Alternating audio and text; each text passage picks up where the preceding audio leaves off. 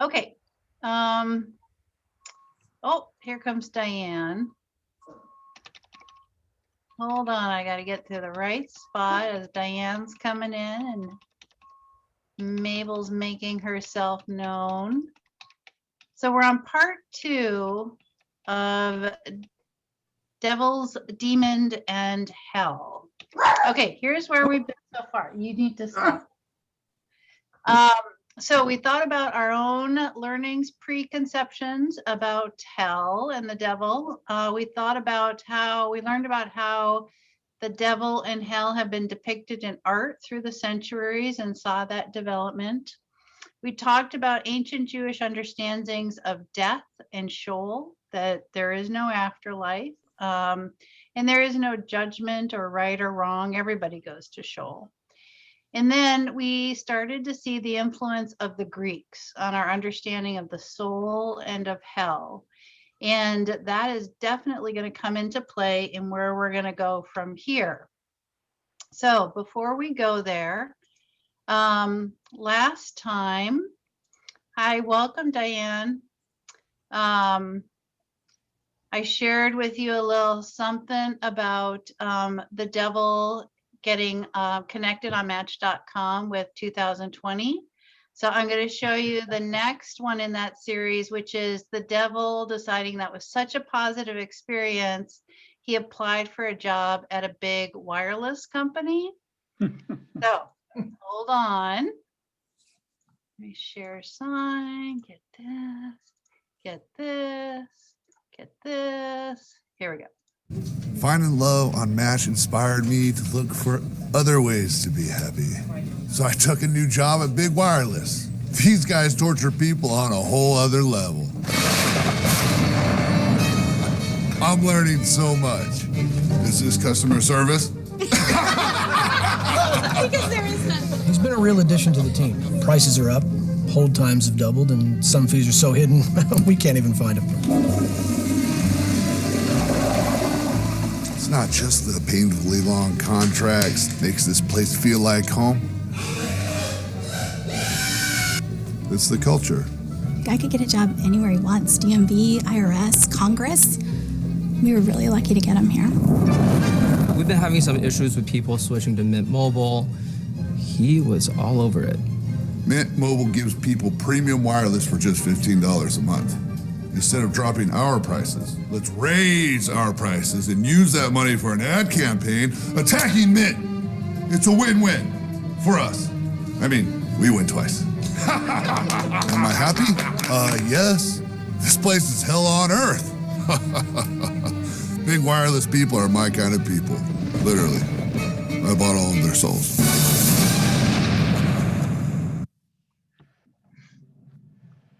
Okay, there's the devil getting a job in the wireless industry. Okay, let me bring you back to here, and we're going to go into the Christian scripture. I bet I didn't share my slide though. Yeah, that would be helpful. There you go.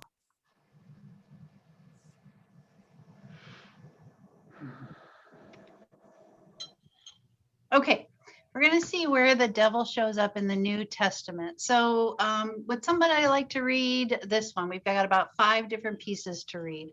I can't see you, so if you are game for reading, just speak up.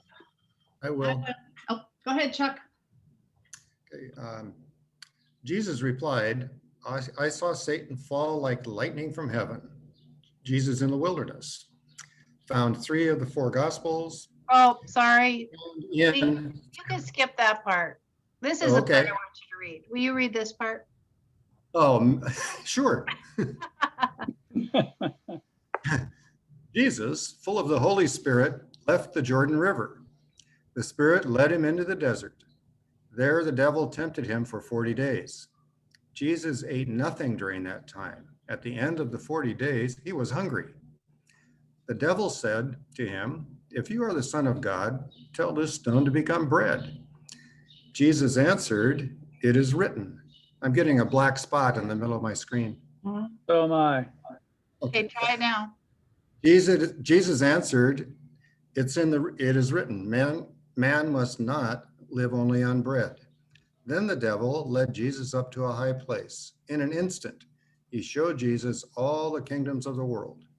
He said to Jesus, I will give you all their authority and glory.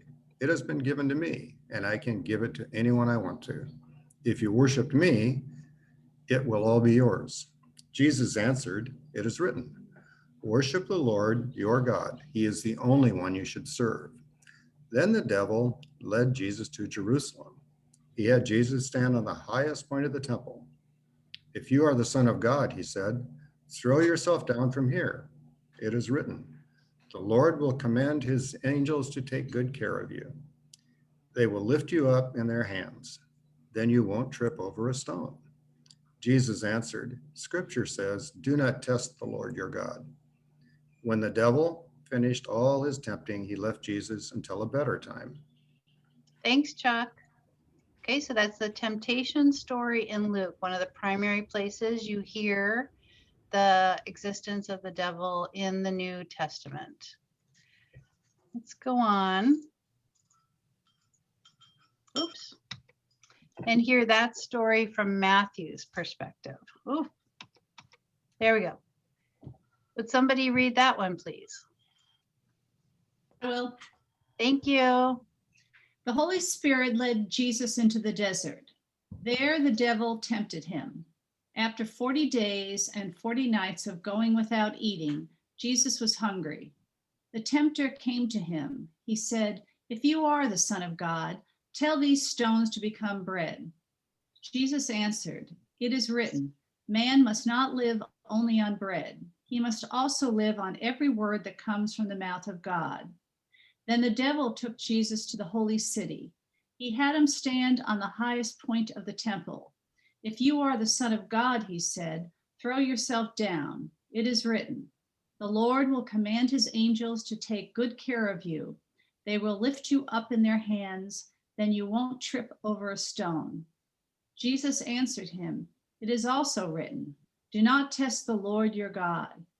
Finally, the devil took Jesus to a very high mountain. He showed him all the kingdoms of the world and their glory. If you bow down and worship me, he said, I will give you all this. Jesus said to him, get away from me, Satan. It is written, worship the Lord your God. He is the only one you should serve. Then the devil left Jesus. Angels came and took care of him. Thanks, Diane. So really similar story, a little different ending that the angels come in Matthew. And then a real short one in Mark, if someone will take that one.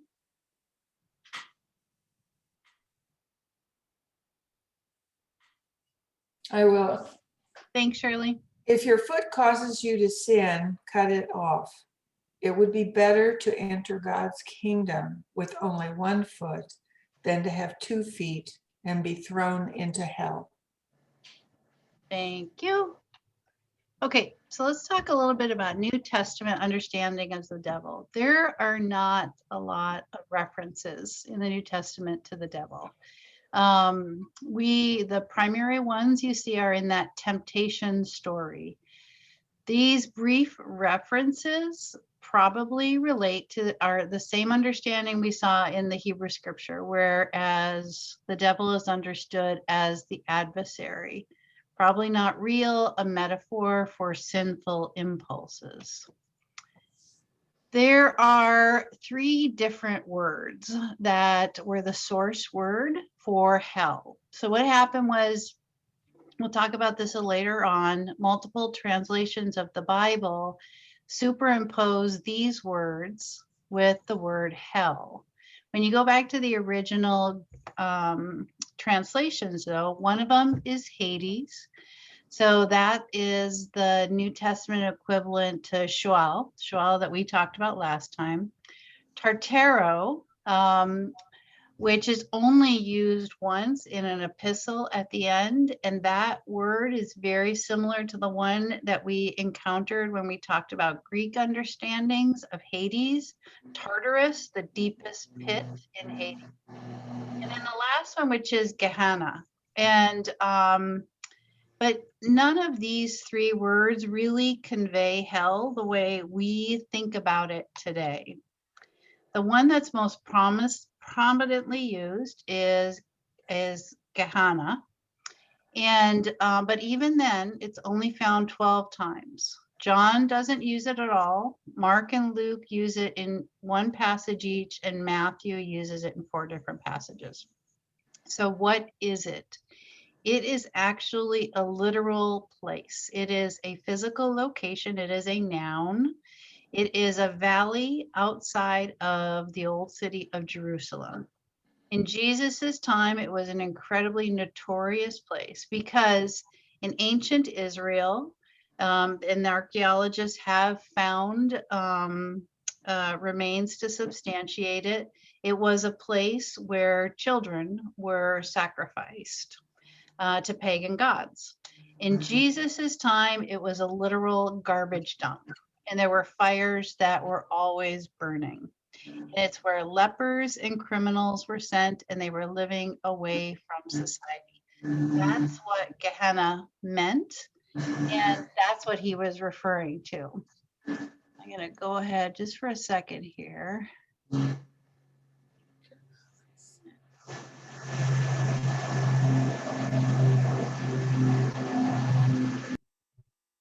Okay. So what is Gehenna not? It was never intended to be this place of eternal judgment and punishment and separateness with God. Jesus wasn't warning of eternal hell in these 12 references to this literal place. He was drawing on this metaphor, calling on both an ancient site and a current site where people were most separate from their God. And currently, at Jesus's time, fires raged, outcasts roam. So it was a call to live in right relationship with the world and with God. We superimposed an understanding of it that is not there. So let's talk about Paul. Paul never mentions Gehenna. He never mentions hell.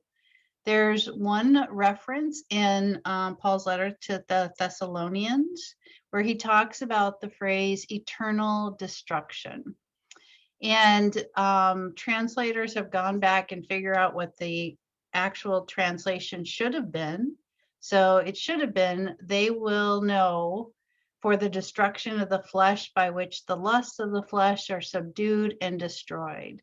That all got be condensed down to mean eternal destruction. So not really what Paul was writing. That's the one instance of hell in Paul's letters. So what's suspiciously missing from the New Testament? Stories about the devil or Satan beyond those temptation passages. Passages related to this place of eternal torment. They are not in the New Testament. They are not in Acts. They are not in the epistles. They are not in Paul's letters, or a notion that people are given one chance in their lifetime to get it right. That is just simply not in the New Testament. I'm going to stop there because we're going to start talking about basically how everything went to hell. Any questions about the New Testament? Okay. Let's talk about how it all went to hell. Okay, so after Jesus, the first couple of centuries after Jesus, we can look at depictions of the devil in religious art. And most of the depictions at this time drew on Egyptian or Greek images. And they were gods who were responsible for bad things, wars, diseases, human and natural disasters. And a lot of this early artwork, again, drawing from Egyptian and from Greek gods, pagan gods, are physical attributes that you'll start to see in later depictions of the devil. Earliest Christian theologians. The first theologian to write about hell was 200 years after Jesus. And he wrote, it was Tertullian, he wrote that the wicked are sent to hell. And he included in that group of people who sent to hell, theologians who did not agree with him. And how he would be looking down at them laughing. He would be vindicated over everybody who was in hell, including the people who didn't agree with him. That was the earliest theologian that wrote in it. But during this time, up to like the first 400 years of Christianity, there were 6 primary theological schools, and only Tertullians taught about hell, 1 out of the 6. All others taught that through Christ, everybody would be saved through basically restorative judgment and reconciliation. So 5 out of 6 of the earliest theological schools taught universal salvation. Everyone's saved. It was just Tertullian's that was not of that school. Okay, so how did it happen? The vast majority of early Christians professed a belief in universal salvation, not in hell. Augustine, it was Augustine. And we've talked several times about the role of Augustine in so much of the dogma that came out of the early church that continues on to this day around concepts of evil and original sin. So Augustine is the one who developed that. Augustine wrote that hell was eternal and it was for the wicked and for anybody who was not a Christian. So Augustine is the one who led to the understanding that unbaptized babies were damned. That all rests in Augustine's lap. And then what happened was Augustine became such a prominent voice in the early church that when the Jerome's Bible, which is the Latin Vulgate, was printed in the 4th century, it included numerous erroneous translations, and it was heavily influenced by Augustine's beliefs. So these are words that showed up in Jerome's Latin Vulgate that were not there before then. Eternal, redemption, justification, punish, torment, damnation. They were not there before Jerome's Latin Vulgate, which was very heavily influenced by Augustine. That Bible was used for almost 1,000 years. That is the Bible that was then translated into the King James Version. So, so again, I'm going to talk actually this Sunday, I'm preaching on the Bible. And this is where understanding context is so critical. Understanding the history and the creation of the Bible is so critical, because had our Bibles been translated correctly, chances are the understanding of eternal torment would not have found its way into the Bible or into theology. Give you a different idea of that word hell and how it shows up in different biblical translations. And again, the King James Bible was translated almost literally from the Vulgate, which was the one that was done around the 4th century. That has the most usage of the word hell, followed by the Message. And then the New International, which is also like the NRSV version, those are the ones that you see people more commonly using nowadays. The Septuagint, right? 0. The Complete Jewish Bible, 0. It just wasn't there. I'm going to stop there and just check in. Anybody have any questions, reactions? Go ahead, Diane. Who was Augustine? Who was he? Who was he? Yeah. He was a very, very prominent bishop in Northern Africa. And his voice and his writings, we should probably do a class one time on Augustine. He was one of those people who was like like Francis, the life of debauchery. He had lots of affairs. He was a wild guy. And then he had a conversion basically, and he wrote extensively from that point on. And so you can track back to Augustine, you can track back our concepts around original sin. A lot of the misogyny around sex and understandings of our physical bodies come from Augustine stuff. There's a lot that you can lay on Augustine's plate. And he was so influential, and he continues to be enormously influential, in particular in the Catholic Church, where he's venerated. So, Does he write about his revelation oh yeah, and how it came to him and all that? yep. Okay. Thank Go you. ahead, Shirley. Oh, you're on mute, Shirley. I've never understood why he was given so much power, why he was listened to or adhered to so much. Do we really know how that happened? I think we could, well, anything I say at this point would be pure conjecture based on my own stereotypes and hangups about Augustine, which is that some of what he professed, I think, spoke to the patriarchal power structures at that time and provided justification for the subjugation of different groups of people.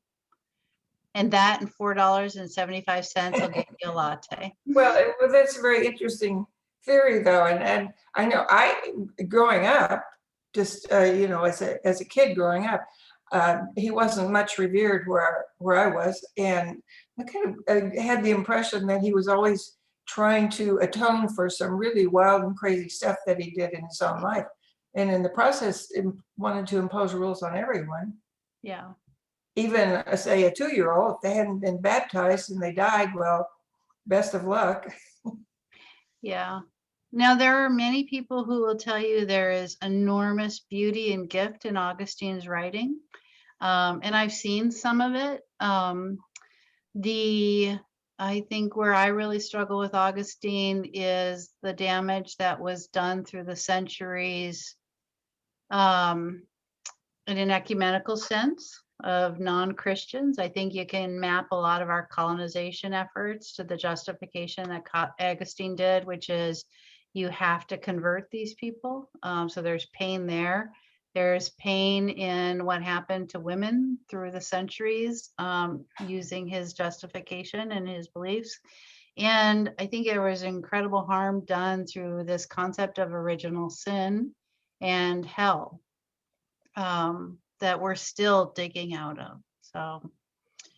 So I'm not one, and I'm not a fair and impartial voice on Augustine to speak to his gifts, but there are many who profess deep, deep spiritual meaning in what he does and what he wrote.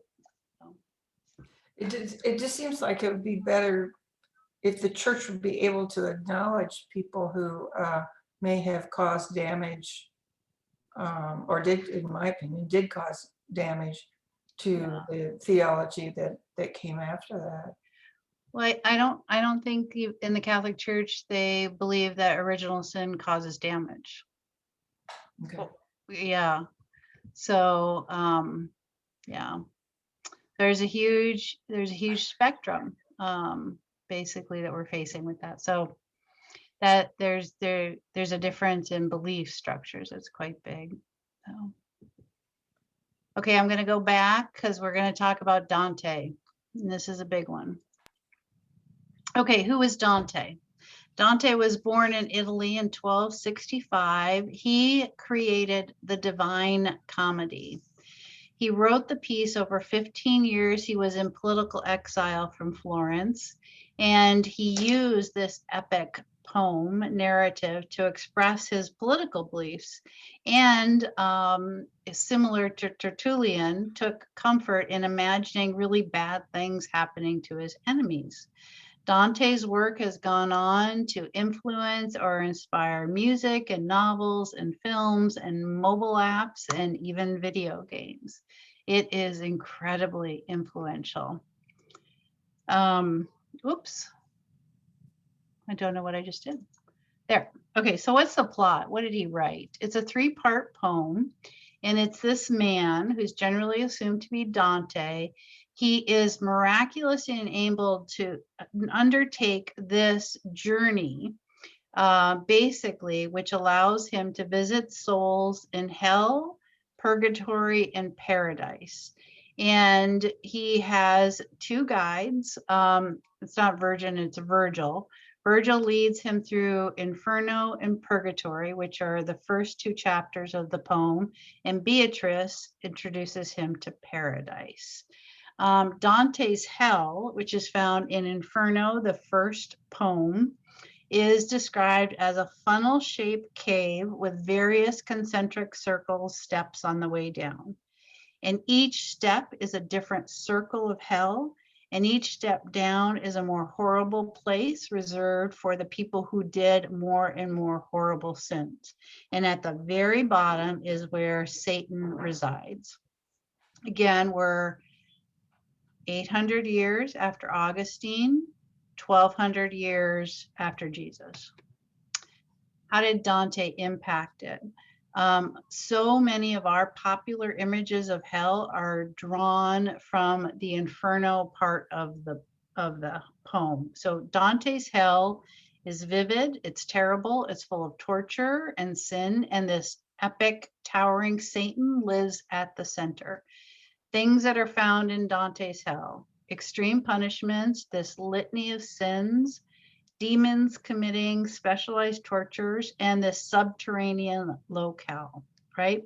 So that story, that part of the poem of Inferno, which is part of, the whole epic poem, it invaded Christian discourse, and it became our understanding of what hell is. If hell today appears in a movie, a book, a TV show, a cartoon, chances are it is going to be drawn from Dante.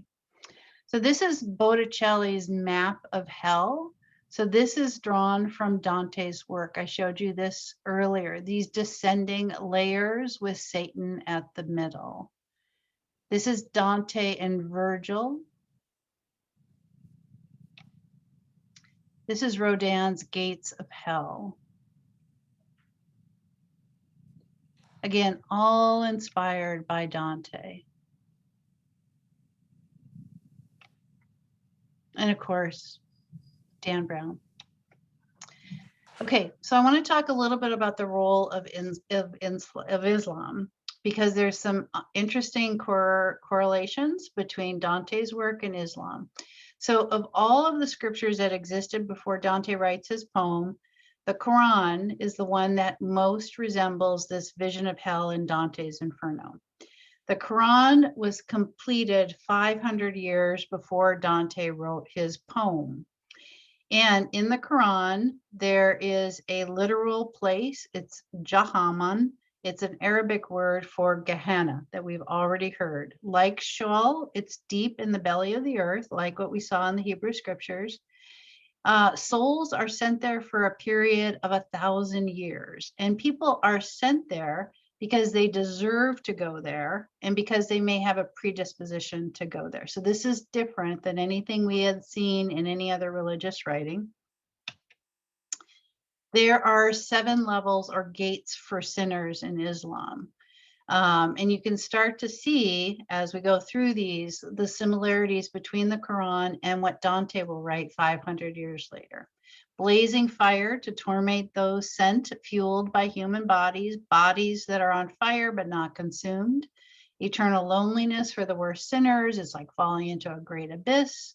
Horrible characters assist in the torture, lower place in hell for the worst offenders. The purpose is not justice, purification. A lot of scholars believe that Dante was influenced by the Quran. Okay, so after Dante, I'll just stop there and just check in. Everybody still good? A lot of similarities between what's written in the Quran and Dante. Okay, after Dante, we get more into the medieval devil. So it becomes a more recognizable portrait, right? This is an awful time. We've got plagues, wars, fiefdoms, extreme poverty, famine. And the church, this powerful entity, is seemingly unable to protect its followers from things like the plague, right? So you start to see depictions of Satan's focused on these gruesome horrors of hell, all with this reminder to refrain from sin. That if you refrain from sin, that God won't punish you for, and that's how the understanding of things like the plague were, God's punishment. Mid 1500s, we're looking at the Reformation, right? Long history of associating the devil with the enemies of Christianity inside and outside the church. So as the Reformation happened and the church splits, Catholics and Protestants, both are going to accuse the other of being the devil, being influenced by the devil, and use that in their propaganda. So this one shows the devil playing the head of a monk, implying that the Catholic Church was an instrument of Satan. It was also along this time that you start to see, I'd say, the real misogynistic extension of understanding of the devil. People being put on trial for making pacts with the devil, practicing witchcraft, almost always women. Satan was the seducer, where women then were seduced by him and really vulnerable to him. Women in kind of sexual cahoots with the devil. So this is where you start to see that connection with the devil, with kind of the misogyny and the reaction to witchcraft and treatment of women. Okay, so that brings us up to Milton. Milton wrote Paradise Lost in 1667. And this is a poem about the story of the fall of man, temptation of Adam and Eve by the fallen angel Satan and the expulsion from the garden. So a lot of our understandings of the devil in the garden are going to come from this poem, Paradise Lost. So the poem begins after Satan and angels are defeated by God. They're banished to hell. In this poem, it's called Tartarus, which again, we know draws back to those ancient Greek understandings of the deepest pit in hell. Satan organizes his followers and his volunteers, and he's going to corrupt this newly created earth and God's favorite creation, which is humankind.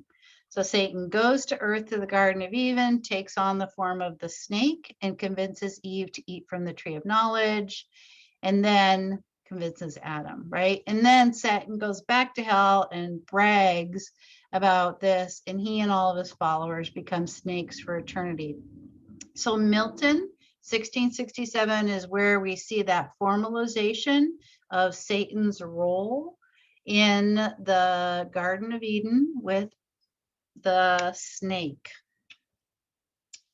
From there, we head into the Enlightenment, and Milton's understanding of Satan is going to reign on here, where you're going to see the development of the I'd say the psychological profile of Satan, this falling from grace.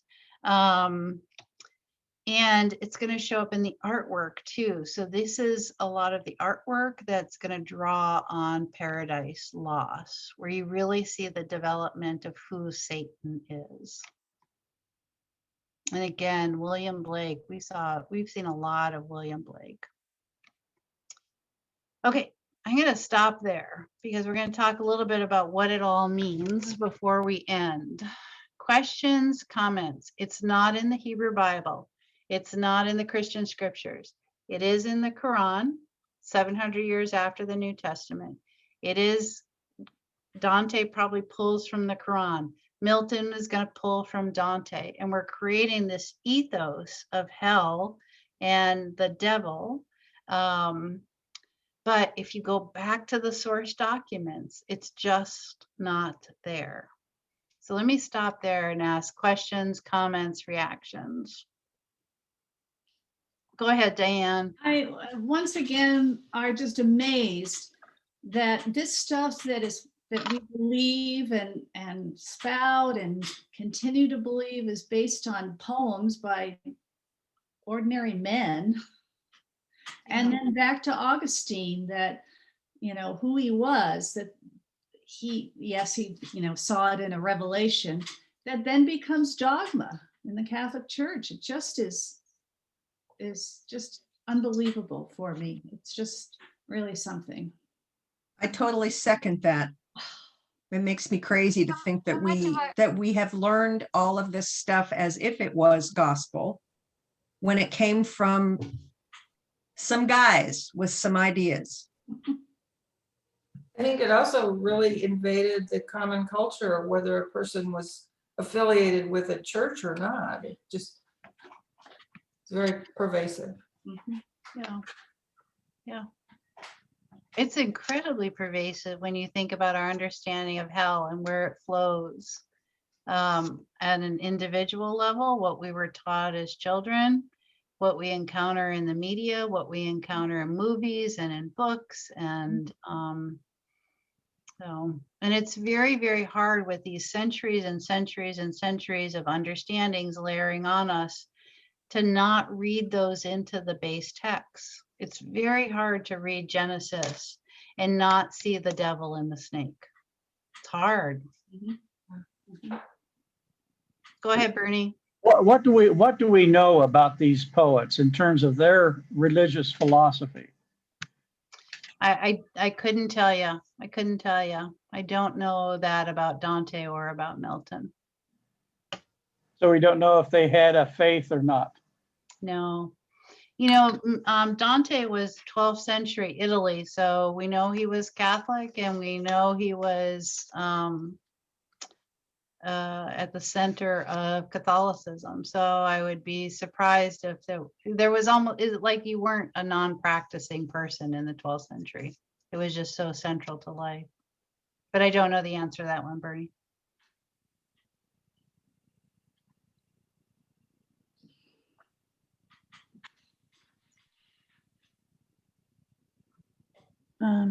I was Go ahead, wondering. Sean.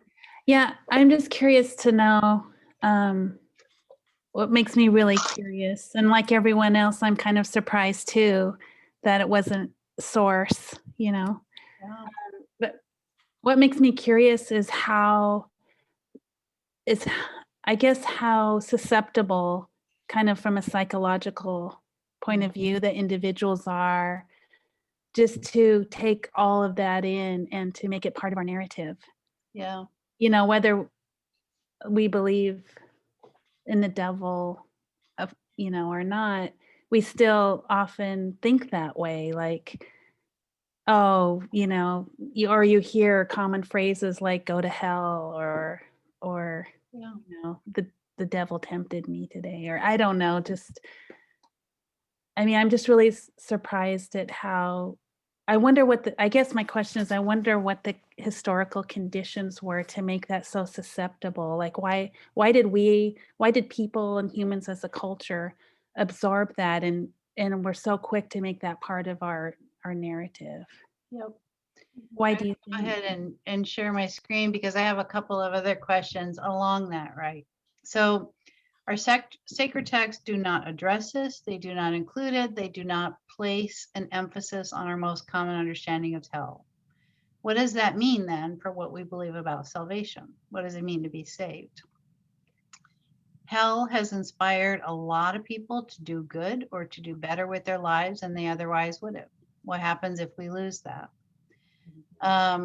Concepts of hell are mostly about God's absence. So then the question becomes, what does God have to do with this discussion? And then Sean said it far more articulate than this, is why have we needed hell in religion? Why have we needed hell in society?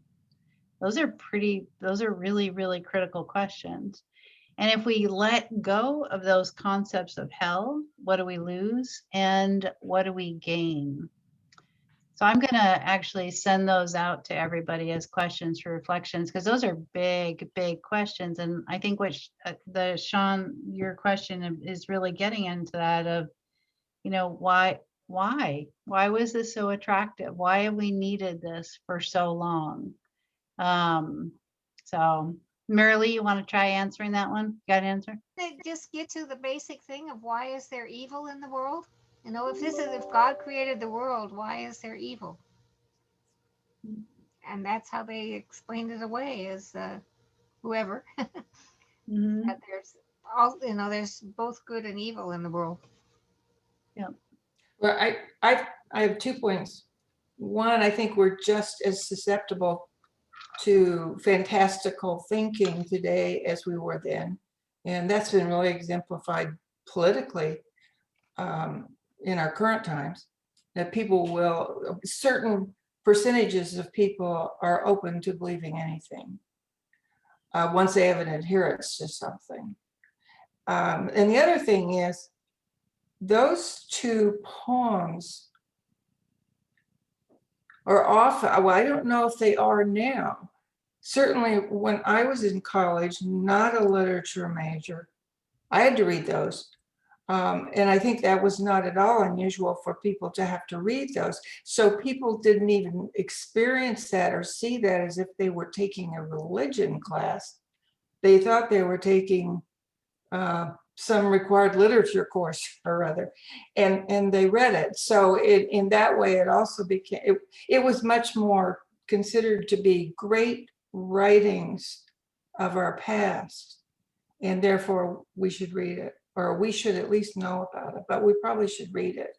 And maybe sometime we'll be in a museum where we'll see art about it. So it was continued to be elevated and elevated. Yeah.